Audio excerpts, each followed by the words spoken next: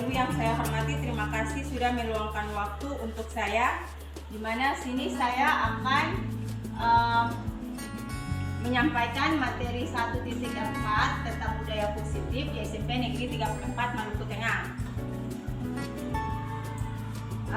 Di sini ada penanganan siswa, di mana ada 3, ada hukuman, konsekuensi, sama restitusi. Di mana hukuman di sini adalah tindakan terencana, sedangkan konsekuensi merupakan kesepakatan, dan restitusi adalah proses menciptakan. Di sini kondisi bagi murid untuk memperbaiki kesalahan mereka sehingga mereka bisa kembali pada kelompok mereka dengan karakter yang lebih kuat. Ya, selanjutnya itu ada segitiga restitusi, di mana segitiga restitusi sini ada 3 poin. Yang pertama ialah validasi tindakan yang salah, yang kedua penanganan keyakinan, dan yang ketiga menstabilkan identitas. Di mana yang 3 poin ini juga ada terdapat dari beberapa poin-poin. Yang poin pertama, validasi tindakan yang salah, yaitu ada kamu tentu punya kesalahan mengapa melakukan ini. Yang kedua, adakah cara yang lebih efektif untuk mendapatkan apa yang kamu butuhkan. Sedangkan untuk penanganan keyakinan di sini ada 2 juga, di mana yang pertama meyakinkan kelas apa yang telah kita sepakati. Yang kedua, kamu ingin menjadi orang seperti apa. Dan untuk menstabilkan identitas juga merupakan ada 2 poin, di mana poin pertama setiap orang pasti pernah melakukan, dan yang poin kedua yaitu kamu bukan satu-satunya orang yang pernah melakukan salah. Ya, di sini ada 5 posisi kontrol guru. Jadi 5 posisi kontrol guru itu yang pertama yaitu penghukum, dan yang kedua merupakan pembuat masalah, yang ketiga teman, yang keempat memantau, dan yang kelima ialah tentang manajemen. Saya mulai dari pertama, menghukum, di mana seorang penghukum bisa menggunakan fungsi fisik maupun verbal. Di mana orang-orang yang menjalankan posisi penghukum senantiasa mengatakan bahwa sekolah memerlukan sistem atau alat yang dapat. Ya, yang kedua yaitu membuat merasa bersalah. Pada posisi ini biasanya guru akan bersuara lebih lembut. Membuat rasa bersalah akan menggunakan keheningan yang membuat orang lain merasa tidak nyaman, bersalah, atau rendah diri. Kata-kata keluar dengan lembut akan seperti, contohnya, ibu sangat kecewa sekali dengan kamu. Terus berapa kali ibu harus memberitahu kamu ya? Gimana coba? Kalau orang tua kamu tahu kamu berbuat begini. Di posisi ini murid akan memilih penilaian diri yang buruk tentang diri mereka.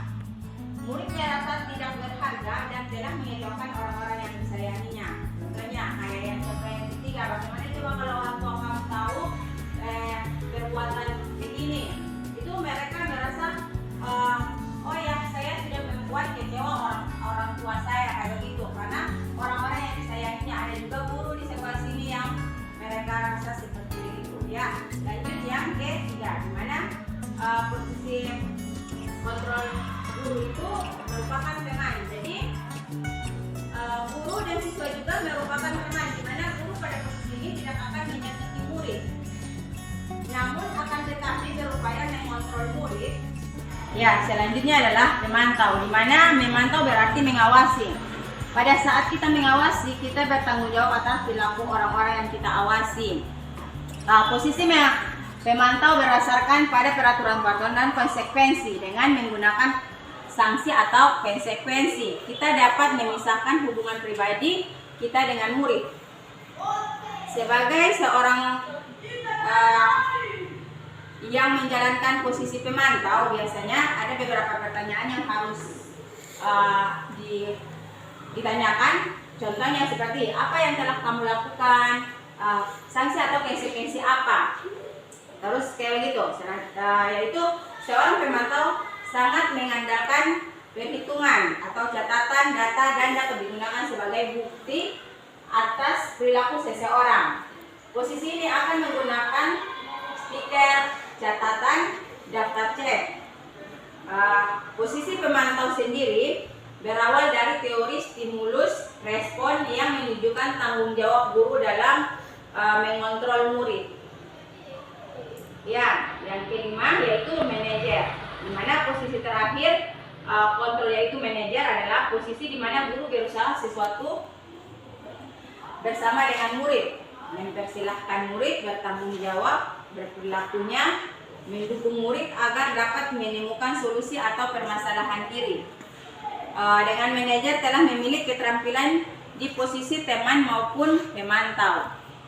Dan dengan demikian bisa jadi di waktu-waktu tertentu kembali kepada kedua posisi tersebut bila diperlukan. Namun bila kita menginginkan murid-murid kita menjadi manusia yang merdeka, mandiri dan bertanggung jawab, maka kita perlu mengacu pada restitusi, yang 5 restitusi yang tadi sudah dijelaskan di depannya, yang dapat menjadikan murid kita seorang manajer bagi dirinya sendiri. Di manajer, murid tidak diajak untuk menganalisis kebutuhan dirinya, namun kebutuhan orang lain. Di sini penekanan bukan pada kemampuan membuat konsekuensi, namun pada kolaborasi dengan murid, bagaimana memperlakukan kesalahan yang ada pada manajer. Atau sering berkata, biasanya manajer, pertanyaan daripada manajer yaitu apa yang kita yakini ya. Ini kembali kepada keyakinan kelas yang tadi, kayak yang restitusi itu sudah diyakinkan, ada kembali ke keyakinan kelas. Setiap kelas itu punya keyakinan masing-masing, dan apakah kamu meyakininya? Jika kamu meyakininya, apakah kamu bersedia memperbaikinya? Nah, setelah itu, tugas seorang manajer bukan untuk mengatur perilaku seseorang. Kita membimbing murid untuk dapat mengatur dirinya. Seorang manajer bukannya memisahkan murid dari kelompoknya, tetapi tugas manajer ialah mengembalikan murid kepada kelompoknya, tapi dengan cara yang lebih baik dan lebih kuat lagi.